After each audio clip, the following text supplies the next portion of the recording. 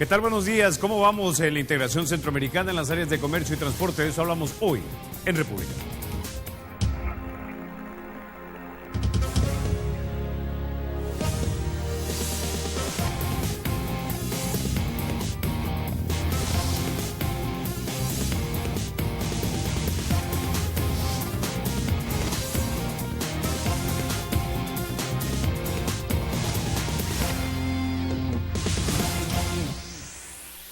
Bueno, sin mayor preámbulo, vamos a introducir a nuestros invitados. Esta mañana nos acompaña Tarsi Salomón López, él es el ministro de Economía. También nos acompaña Gerson Martínez, él es el ministro de Obras Públicas. Señores ministros, es un placer conversar con ustedes esta mañana aquí en República. Bueno, el placer es nuestro. Tengo entendido de que acaban de sostener una reunión en el marco del Sistema de Integración Centroamericana en sus respectivas áreas, en tanto comercio o economía y también transporte. Quisiera que nos hablaran un poco acerca de qué exactamente son los acuerdos a los que llegaron, si es que hubo o si se avanzó en algún tema en especial. Mira, fíjate que dentro de lo que es las presidencias pro tempore, cada ministerio pues tiene la presidencia pro tempore de todos los ministerios de Centroamérica, en este caso CIECA, que es el del Ministerio de Economía, que algunas veces le toca coordinar con otros ministerios algunos temas. En esta vez pues con la visión del ministro Gerson Martínez, estuvimos hablando mucho acerca que gran parte de esa integración centroamericana pasa por la infraestructura. O sea, cuando tú tomas, por ejemplo, una población entre Honduras, El Salvador y Guatemala, que anda alrededor de los 30 millones de habitantes, casi el 73-75% de la población centroamericana, ¿verdad? Los PIB combinados andan alrededor de los 97 mil millones, que es casi del 65%. De ahí lo que se mueve dentro de todo ese triángulo, está hablando que es el 69% del comercio de todo Centroamérica. Ahora, las balanzas comerciales entre El Salvador, Honduras y Guatemala, afortunadamente hoy por hoy nos favorece.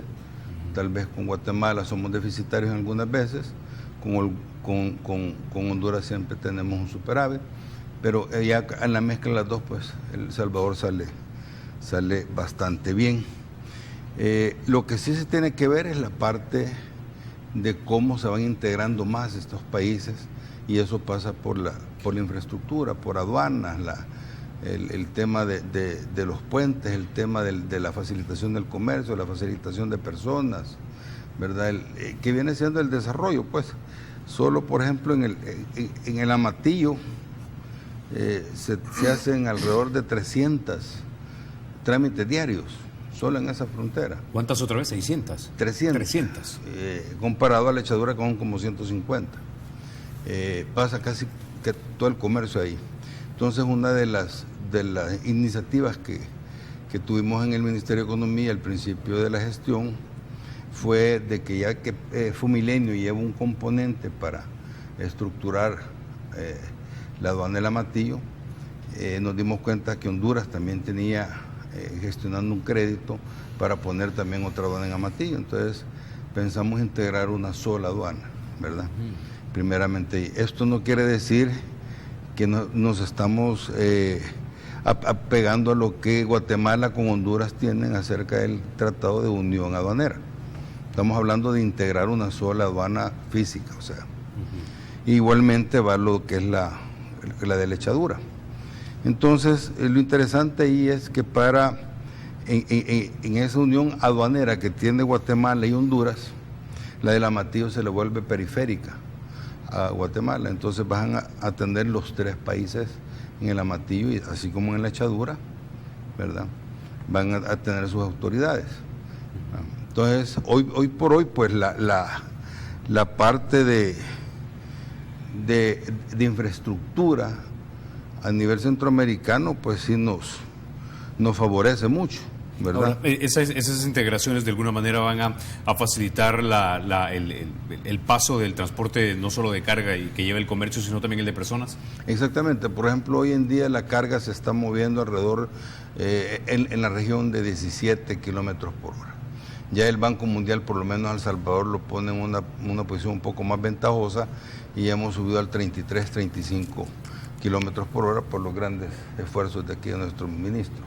Entonces, esa misma situación que se está viviendo en El Salvador, pues fue parte que se vinieron los ministros de Obras Públicas, los ministros de Hacienda, ¿verdad?, o Finanzas, y ministros de Economía. Estuvimos reunidos 18 ministros, por primera vez en la historia de lo que es los más de 50 años de estar tratando de integrar Centroamérica, para llevar los acuerdos, pues de hacer los estudios pertinentes.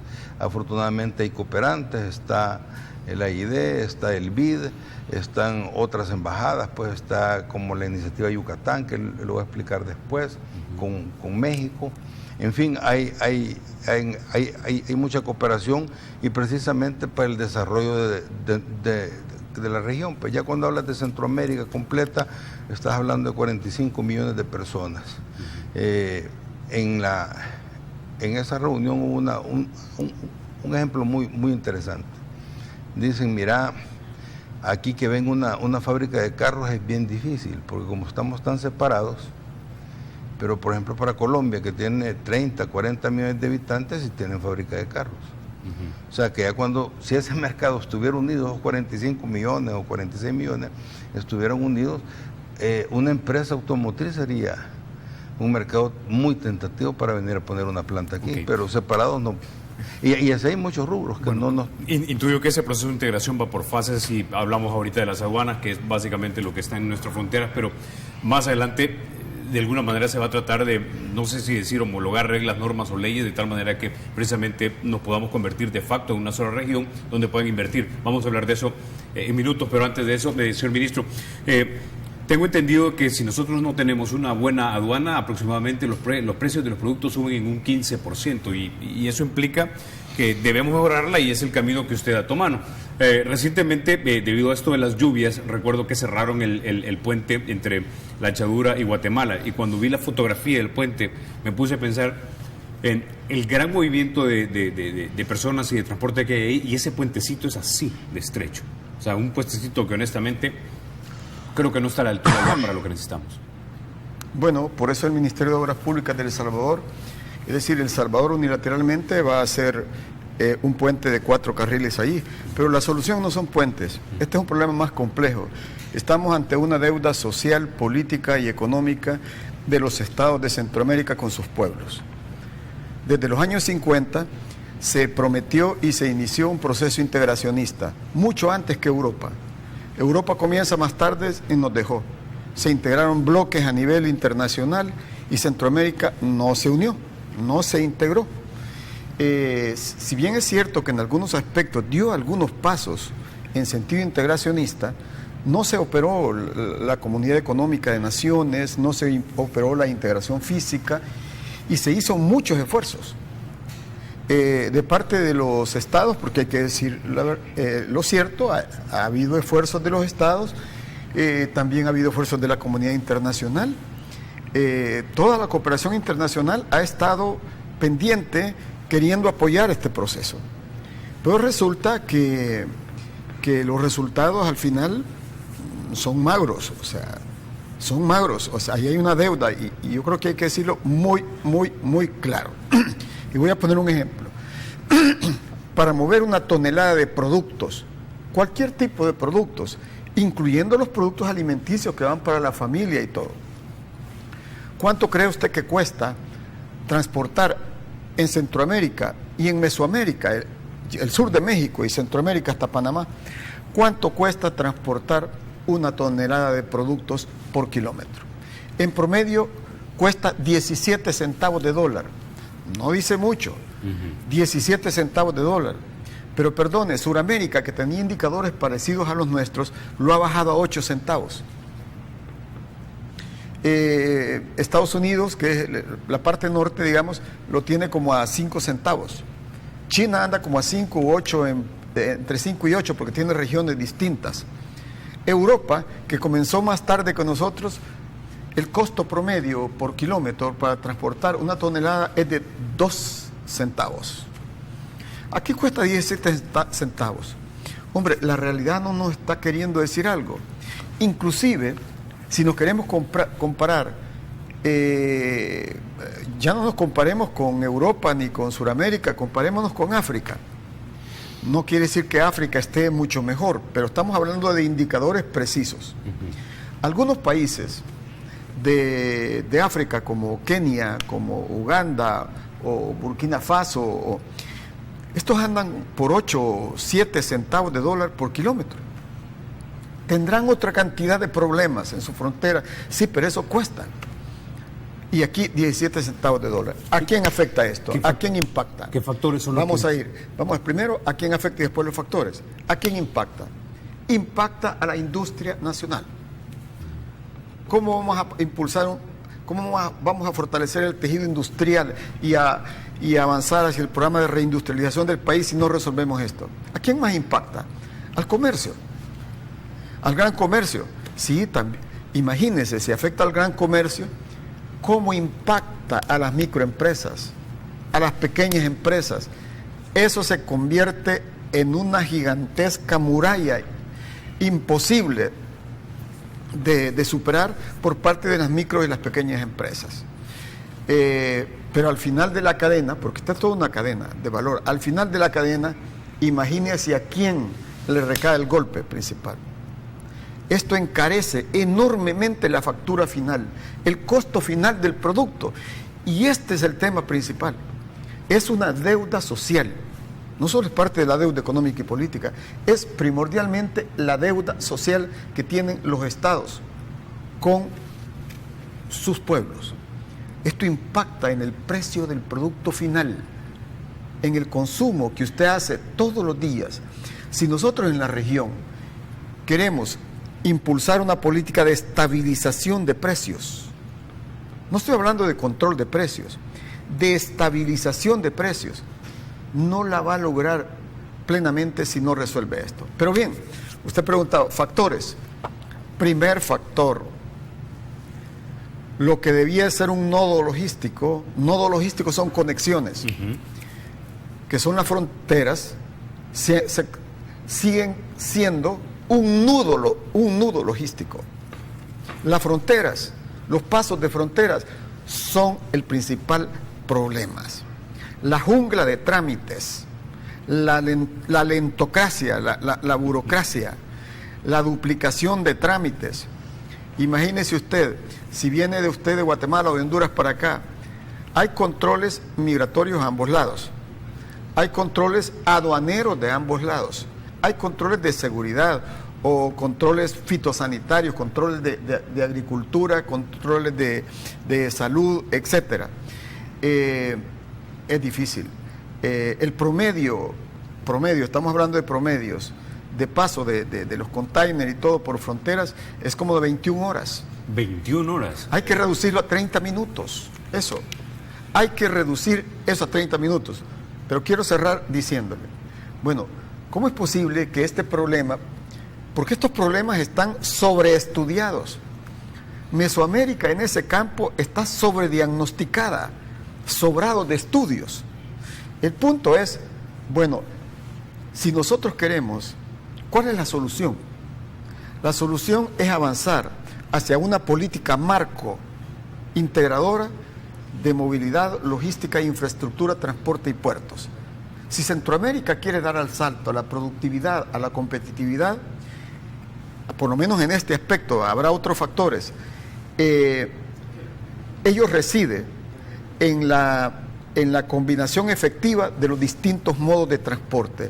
El modo carretero, del que estamos hablando, con el modo marítimo portuario, el transporte marítimo de corta distancia, que por cierto nosotros esperamos, voy a hacer un paréntesis, aprovechando la reunión de los consejos de ministros, tuvimos una reunión con el ministro Carlos Segnini de Costa Rica y el vicepresidente de la República de El Salvador para cuadrar el primer transporte marítimo de corta distancia, El Salvador-Costa Rica. Eso está ya en su parte última. Nosotros esperamos que esto se concrete a finales de este año y que en el primer trimestre del otro año esto comience. Y ojalá pueda resultar la propuesta que El Salvador ha hecho a Nicaragua. Estamos trabajando para que también pueda hacer eso. Entonces, ¿a dónde radica la competitividad? El salto aquí, en la correcta, efectiva combinación de los distintos modos de transporte. Cuando hablamos de movilidad, estamos hablando de lo siguiente: para que Centroamérica y particularmente El Salvador dé el salto a la competitividad, para elevar la productividad de todos los factores, del capital, del trabajo, de la administración pública, tenemos que avanzar hacia la movilidad efectiva de la población y hacia la movilidad efectiva de la cadena de suministros, hacia la movilidad efectiva de los productos, de las mercancías, de la cadena de suministros, y hacia la movilidad efectiva de las personas, de los seres humanos o del capital humano. De eso se trata. Y en esta reunión, por primera vez en la historia, por casi 70 años, se reúnen los 3 consejos de ministros responsables. Uno, el Consejo de Ministros de Economía, Comieco, que es el que da como una suerte de brújula, que tiene que ver con la política económica. El Consejo de Ministros de Infraestructura y Transporte, para avanzar en la integración física de los distintos corredores, de los distintos modos de transporte. Pero bueno, ¿eso es suficiente? No, por eso es que El Salvador, en el Consejo de Ministros de Transporte y en SIECA, hicimos una propuesta. Si no integramos a los organismos integracionistas y particularmente a los ministros de Finanzas, el COSEFIN, que son los ministros de Hacienda, no vamos a ningún lado, porque esto requiere grandes inversiones, requiere proyectar el desarrollo de largo horizonte, y se necesita, como dice el ministro Tarsis, compromisos de cada uno de los países, proyectar las inversiones anualizadas en ese campo. Y conversamos, fue una gran oportunidad, conversamos con los ministros de Hacienda, que hoy el COSEFIN está presidido por el ministro Carlos Cáceres. Claro. Señor ministro, antes de que continuemos esto, porque tengo que ir a la pausa y quiero que retomemos precisamente esa parte que es de mediano y largo plazo, pero ¿cuánto, volviendo al punto de las aduanas, cuánto nos ahorraría en términos de dinero de tonelada por kilómetro si tuviéramos aduanas ágiles? Y el otro dato que le quisiera preguntar para aterrizarle a la gente un poco también esto, para hacer una comparación, ¿cuánto tarda un container de pasar de México, por ejemplo, a Estados Unidos o de Estados Unidos a México? Bueno, mire, una realidad. México, lo voy a decir, de algún modo, el norte de México es una realidad. Sus corredores carreteros, ferroviarios, son muy avanzados. Hay que decirlo muy claro. México de algún modo ha estado viendo hacia el norte. Pero México hoy, lo que yo capto, que está viendo también hacia el sur, porque ellos necesitan ganar competitividad en la zona sur, ¿verdad? La verdad es que el movimiento de la cadena de suministro no solo es local, es regional, es global, y nos requerimos mutuamente. Centroamérica requiere de México y México de Centroamérica. Nosotros solo somos, como decía el ministro Tarsis, un mercado de 45, 46 millones de habitantes, pero como Mesoamérica somos un mercado de 226 millones de habitantes. Y además, Mesoamérica nos conecta al mercado más grande, que es el mercado de nuestros hermanos en los Estados Unidos, es ese mercado. Entonces, ¿cuánto cuesta? Le voy a dar un dato. Porque los factores, el primer factor es aduanas, pero no solo es aduana, es la disfuncionalidad de los corredores carreteros, por ejemplo. Es la obsolescencia, o sea que están obsoletos muchos puentes, como en Guatemala. Nosotros vamos a hacer el de Anguiatú, vamos a hacer el de La Achadura, y estamos en conversaciones con Guatemala para que Guatemala pueda construir el de el Jobo, que es las Chinamas. El otro factor son en las ciudades, los cuellos de botella en las ciudades. Por eso es que nosotros hemos proyectado, no quiere decir que un solo gobierno lo debe hacer, tiene que ser política de Estado. En las ciudades lo que proponemos son corredores logísticos, sin entretenimientos ni semáforos. Es lo que estamos queriendo hacer de la Panamericana, o sea, de Antiguo Cuscatlán hacia el Periférico Norte. Sí. El primer nudo que hay que romper es con el paso multinivel. El siguiente, que es estratégico para la vida del país, es el redondel Masferrer. Va a quedar pendiente todavía una obra más pequeña, pero importante, en el redondel Artiga, el que le llaman Luceiro o Uruguay, para que usted pueda conectar, a tener un eje norte-sur sin semáforo. Esos son los factores. Costos. Dentro de los costos de producción de las empresas centroamericanas, el mayor peso lo tienen los costos del transporte logístico. Del conjunto, eso representa el 40% y a veces más de todos los costos. O sea, se ha convertido en un verdadero lastre,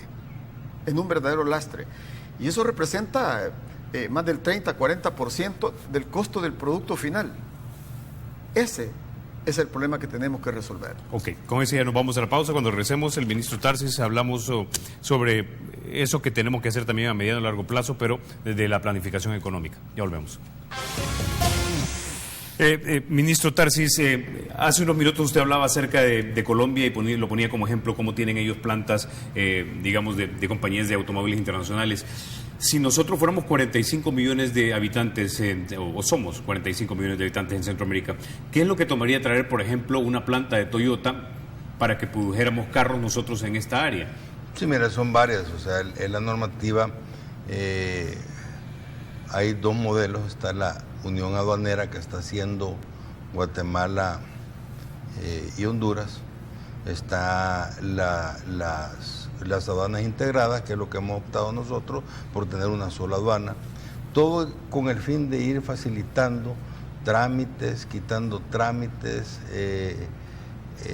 y dando la facilidad al comercio, a las personas, a las materias primas y todo.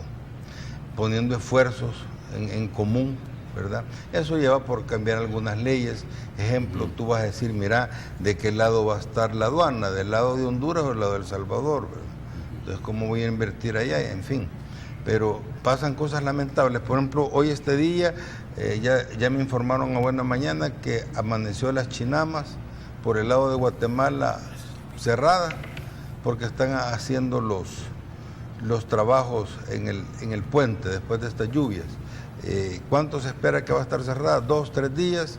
Y esto para el sector empleador, lo que él estaba diciendo, los altos costos, que estás a final de mes, tenés que entregar producto, necesitar las materias primas, en fin, o sea, te pega un impacto en costos enorme, que en resumidas cuentas lo llega a pagar el consumidor directamente, y no es indirectamente, se lo vas cargando, ¿verdad? Porque ¿qué va a tocar? Toda la carga que está en las Chinamas, anda, dame la vuelta, lo cual es caro, ¿verdad? Entonces se va a congestionar la otra, en fin, se te vuelve tan trágico.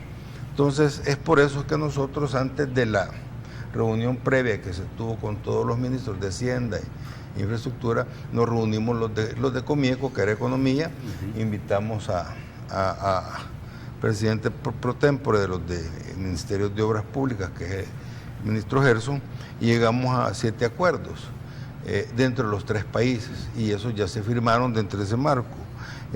Primeramente era ver los puestos fronterizos, determinar Chinamas y Lechadura. Segundo, que iban a ser aduanas integrales, o sea, en donde no estamos entrando a la unión aduanera que tiene, como te dije antes, Guatemala con Honduras, pero sí en una sola frontera, en una sola aduana, ¿verdad? No pasar aquí, pasar allá, sino que un solo edificio físico con todas las necesidades que tengamos de parqueo, de facilidades de primer mundo. Segundo, se va a hacer los estudios pertinentes, ¿verdad?, para ver a dónde es el mejor lugar. Es estudios, qué sé yo, de ingeniería civil, es estudio de factibilidades de flujo de vehículos y todo eso. Tercero, hacer todos los esfuerzos de ver el estudio de las leyes que posiblemente se puedan cambiar porque estás invirtiendo en otro país, ¿ok? Cuarto, ver cómo homologar la parte de la tramitología para facilitarla. No podemos estar teniendo aquí un formulario, en Honduras otro formulario, en Guatemala otro formulario para las mismas mercancías. Quinto, hay un proyecto de la plataforma electrónica para mercancías y tránsito, ¿verdad?, para toda Centroamérica. Y como yo he dicho, mira, entre más nos apoyemos en la tecnología, más te favorece y te reduce los costos para todos, aún para seguridad, para todo lo que tú querrás. Por ejemplo, aquí tenemos cámaras en toda la ciudad, pero para mí son cámaras tontas, les digo yo, porque solo filman. Diferente es cuando tú ya tienes cámaras que le metes inteligencia, le metes reconocimiento de cara, reconocimiento de placa, que si un bulto lo han dejado ahí tirado te lo reconoce, ¿me entiendes? Entonces, pero esos son software. Nada menos hace como una semana o dos, el Ministerio de Economía trajo por medio de Microsoft al experto de seguridad, al director para Latinoamérica y el Caribe, ¿verdad? Precisamente para eso, para ver cómo se había hecho en Nueva York, cómo se había hecho en África y en otros países, sin necesidad de estar invirtiendo cientos de millones en puro hardware, que le llamo yo, o sea, más policías, más chalecos, más armamento, más camiones, más esto, sino que a pura tecnología para prevenir el crimen. Igualmente son los pasos de aduana. Tú puedes poner cámaras a tantos kilómetros antes del punto de aduana, reconocimiento de placa, y el individuo ya está recibiendo quién es el que viene, quién es el conductor y todo. O sea, todo es más fácil. Hoy por hoy los trámites aduanales se pueden hacer en línea, pero lastimosamente solo el 30%, 35% lo hace.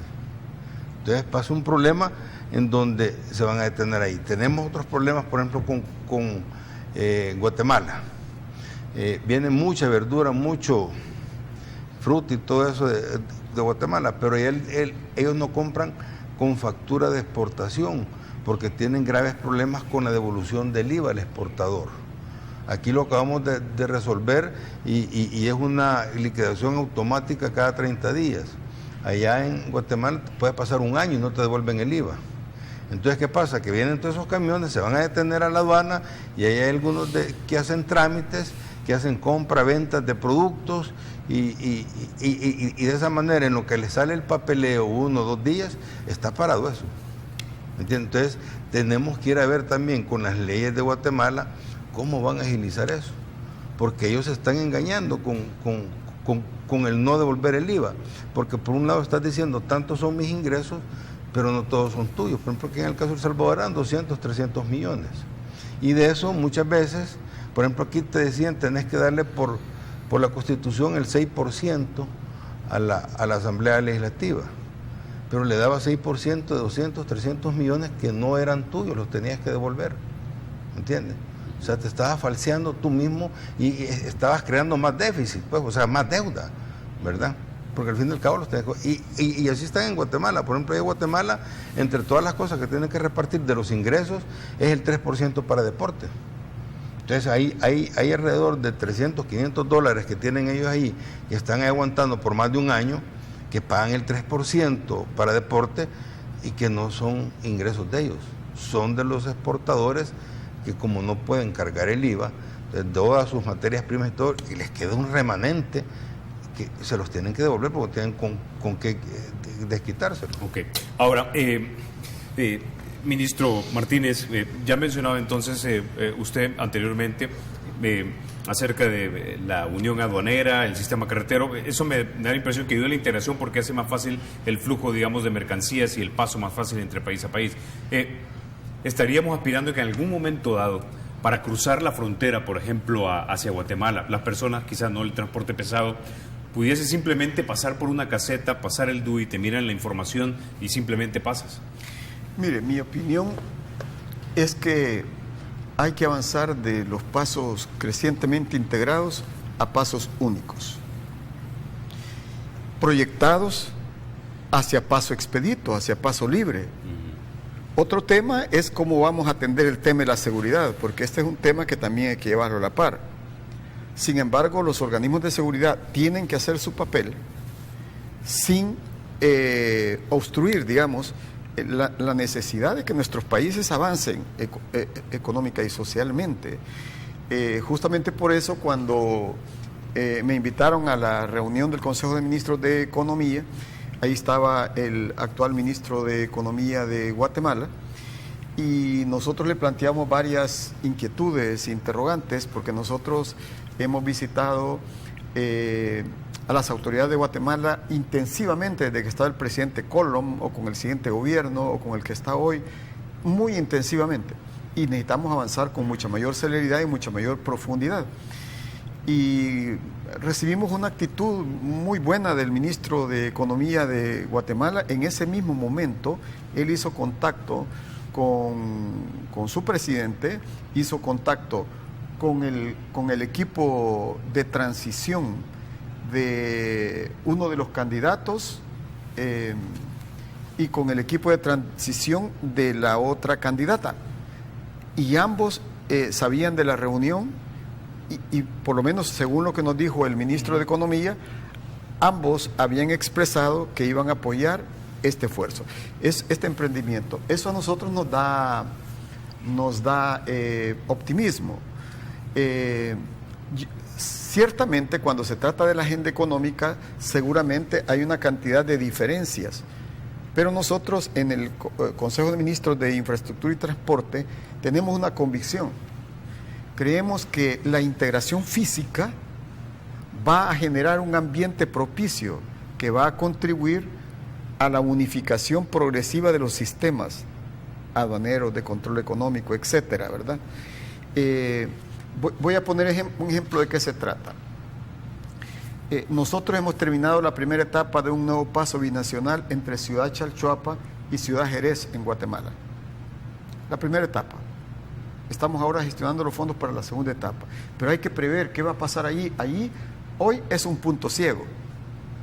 Pero siempre ha pasado. La calle existía ya de tierra. Ha pasado informalmente.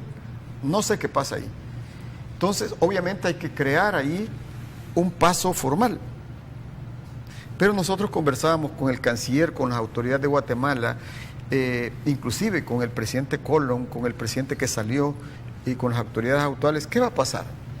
Va a construir al otro lado, en Ciudad Jerez, unas edificaciones Guatemala para los controles, y El Salvador va a construir otra edificación, o aprovechamos que ese es un paso seco que le ahorra a nuestros industriales, a nuestros comerciantes y a las personas que allí pasan, les ahorra como 30 kilómetros. Vamos a aprovechar esa condición de paso seguro y seco para construir una sola edificación. Esa es nuestra propuesta. Y quiero decirle que el presidente de la República de El Salvador, el presidente Sánchez Serén, ha liderado esto. Con él estuvimos con los presidentes, con distintas instancias planteando esto. Me recuerdo que las autoridades de Guatemala se comprometieron con nosotros de que se iba a integrar un equipo técnico para elaborar un concepto. Un conceptual es un prediseño de un complejo, un edificio único, ¿verdad? Ya a través de los distintos ministerios vamos a ir viendo cómo se integran los sistemas. Pero hay que integrarse físicamente. Ese es el trabajo que tenemos que hacer. Y sé perfectamente que hay, porque me lo han dicho los ministros de El Salvador y también de Costa Rica, de Nicaragua, que hay diferencias sectoriales en la parte económica con los países, que se van dirimiendo y se van resolviendo. Por eso es que nosotros presentamos, por cierto, que el punto central de la reunión de los 3 consejos de ministros es que no íbamos con los platos vacíos. Lo que llevábamos ya era una propuesta de una política marco. Los ministros de Economía tienen una estrategia en el orden económico, que es la estrategia de la dinamización, de la facilitación del comercio.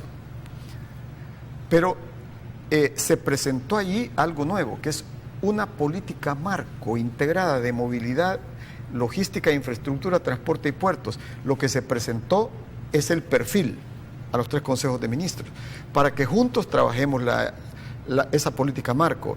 La meta es que en junio dotar a la región de una política marco integradora y a partir de allí comenzar a hacer un plan maestro de proyectos, de programas para seguir avanzando. ¿Y qué pasa con las diferencias?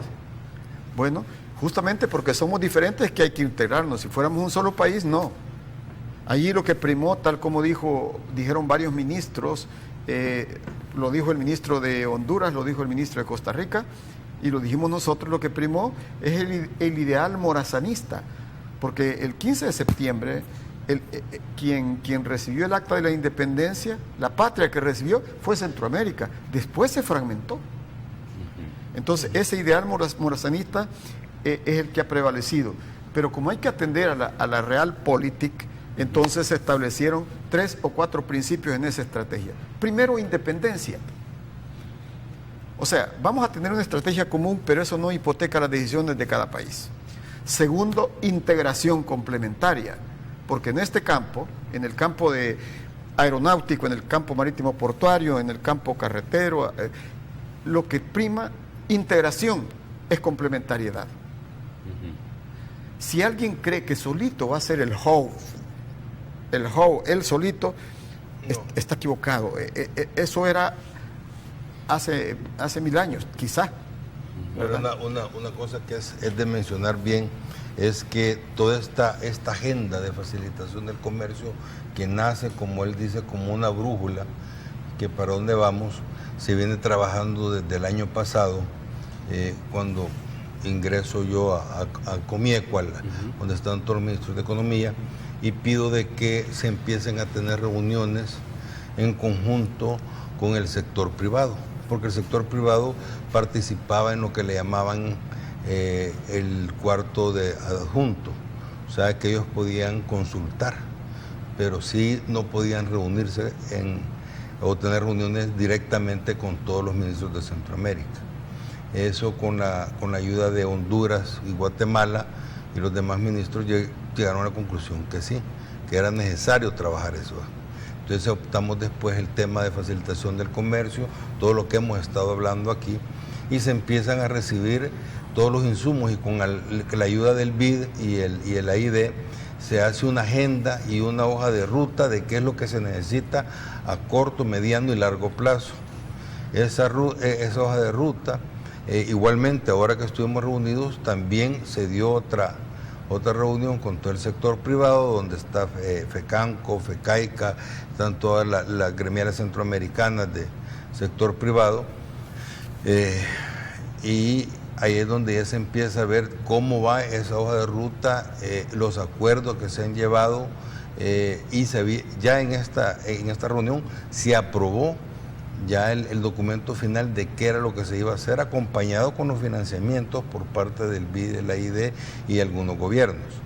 Entonces ahí ellos también llevaron otro aporte en donde se habían comprometido y habían conseguido cooperación en el área de capacitación para personas de los centros fronterizos como carrera, pues cuando tú dices técnico en aduanas o cosas por el estilo. Entonces, todo ese trabajo que se ha venido haciendo, como te digo, tampoco es aislado de que se reúnen los ministros y miren qué van a hacer. O sea, afortunadamente, esa brújula pues lleva un contenido bastante importante, que son las necesidades reales del sector privado, que es al final de al cabo el que paga los costos y el que transfiere los costos al consumidor. Entonces, por eso es que estamos muy contentos, porque no solo por primera vez en 70 años se reúnen los ministerios encargados de eso, sino que hay una hoja de ruta a corto plazo, hay una hoja de ruta a mediano plazo y a largo plazo, y se está trabajando para eso. Y para que no quede en esa senda reuniones, porque mire, reuniones, cumbres, ¿cuántas se habrán hecho desde 1950?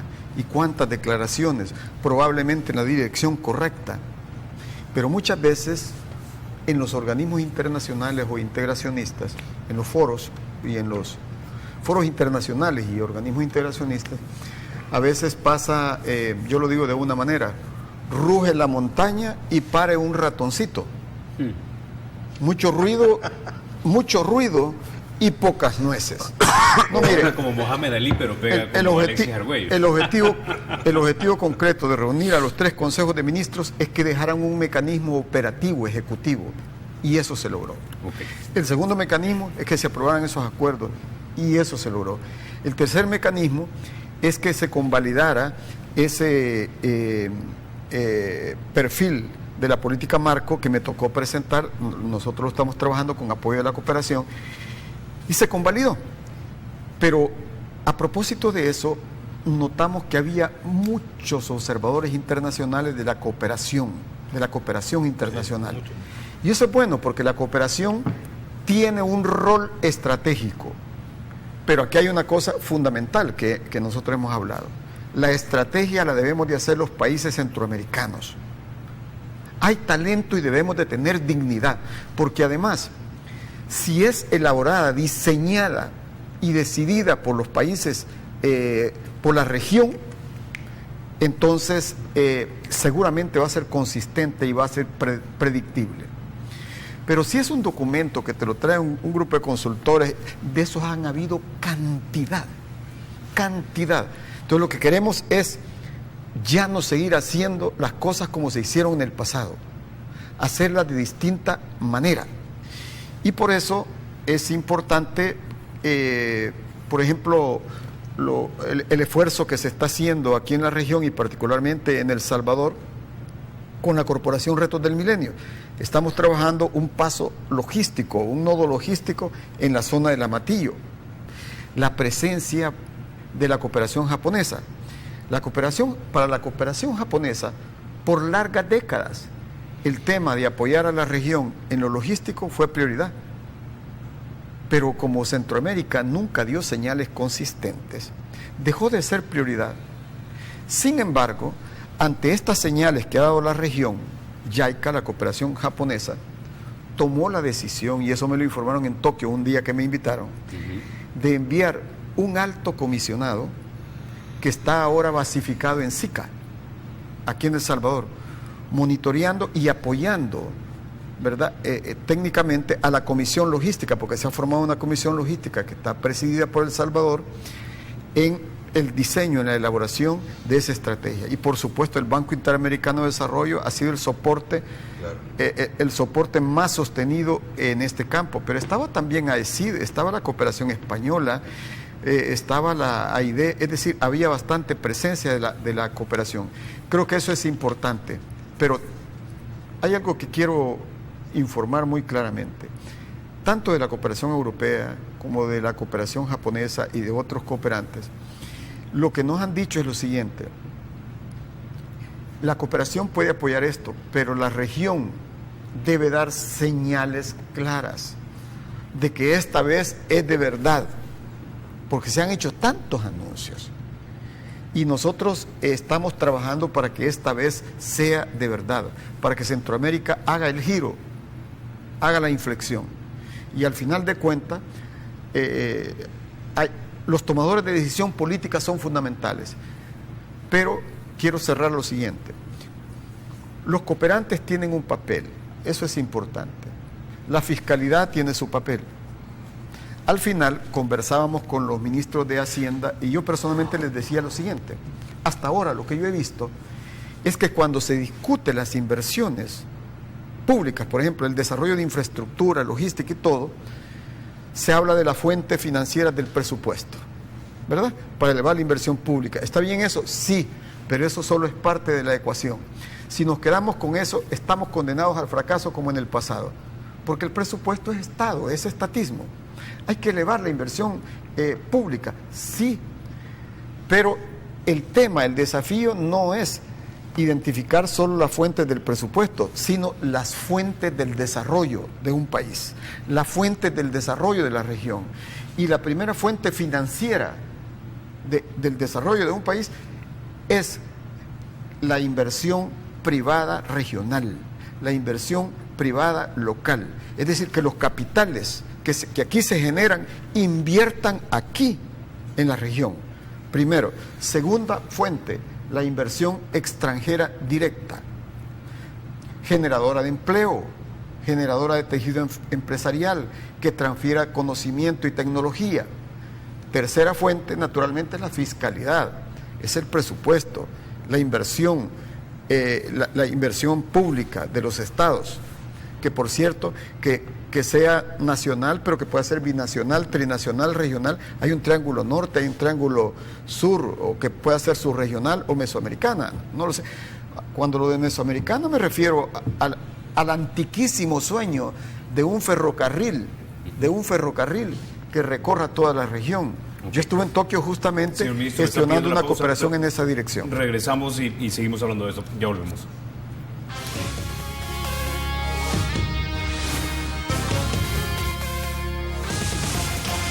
Bueno, llegamos ya casi al final del programa. Tengo 3 minutos, pero le doy a usted tiempo para la última reflexión. Lo más importante, como te estaba diciendo, es que en estos esfuerzos que se están haciendo, después de 70 años, en la mesa, precisamente como estaba diciendo el ministro Gerson, uno de los actores importantes, el que hace la inversión privada, el que hace la inversión extranjera, está en la mesa opinando, aportando qué es lo que se necesita para esta integración. Y todo lo que ellos opinan y aportan van de común consenso entre todos los ministros de Economía, y fue lo que se elaboró ya en los convenios. Por eso es que uno dice, ahora ya tenemos un horizonte. No puedes estar creando políticas públicas para generar economía sin tomar en cuenta a los que hacen la riqueza y el empleo en los países, que es el sector privado. Entonces, hoy en día sí lo estamos tomando en cuenta a nivel centroamericano, a nivel nacional, ¿verdad? Y a eso nos llamamos cuando decimos estamos transformando la economía. La economía pasa por una transformación y es por su gente. O sea, entre más nos unamos, entre más participemos todos los sectores, estamos transformando esta economía. No podemos seguir aislados haciendo economías solo para ciertos sectores de la sociedad. Las economías deben de ser una creación de riqueza con beneficios para todos, desde el productor, la agroindustria, el comercio, los empleados, el consumidor.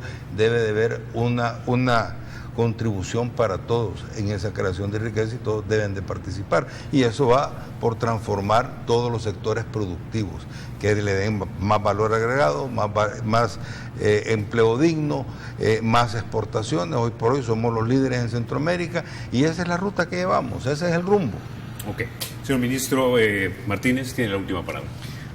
Bueno, nosotros tenemos un gran desafío. Ayer hubo elecciones en Guatemala. Nosotros tenemos que ir al encuentro de las nuevas autoridades, sea quienes sean las que hayan sido electas, porque tenemos asuntos de interés nacional y de interés regional que resolver. El paso por el puente Arce, el corredor Pacífico, el paso por Anguiatú, donde pase gran parte de la carga contenedorizada, el paso de las Chinamas, ya nosotros vamos a construir 2 y tenemos que avanzar en el otro acuerdo con Guatemala. Hay que tener en cuenta que el mayor flujo comercial, por ejemplo, y de personas es entre las 2 economías, la de Guatemala y la de El Salvador. Tenemos que avanzar hacia la integración. Lo mismo con Honduras. Para eso el paso que estamos dando en el Amatillo es un piloto que es fundamental. Pero no solo se trata de sustituir puentes como hace 300 años, se trata de generar nodos logísticos, es decir, conexiones, que de un lado vaya desagregado el flujo de exportación de mercancías, de otro el flujo de importación de mercancías y de otro la circulación segura de las personas. Y por supuesto, esto entraña un compromiso eminentemente social, porque de otra manera son nuestros pueblos los que son castigados por el costo final de los productos. Todo esto es de política económica, de estrategia económica, sí, pero sobre todo es de una alta responsabilidad social. Okay. Como decía, nos quedamos, no me resta más que agradecerle, señor ministro, por haber estado esta mañana aquí en República. No, a usted muchas gracias. No, muchas gracias. A ustedes, amigos, los espero mañana a las 6:30 de la mañana. Se quedan con la edición matutina de Teleprensa. Soy Carlos Toledo, gracias por vernos. Recuerden, la República es de todos, hay que cuidarla.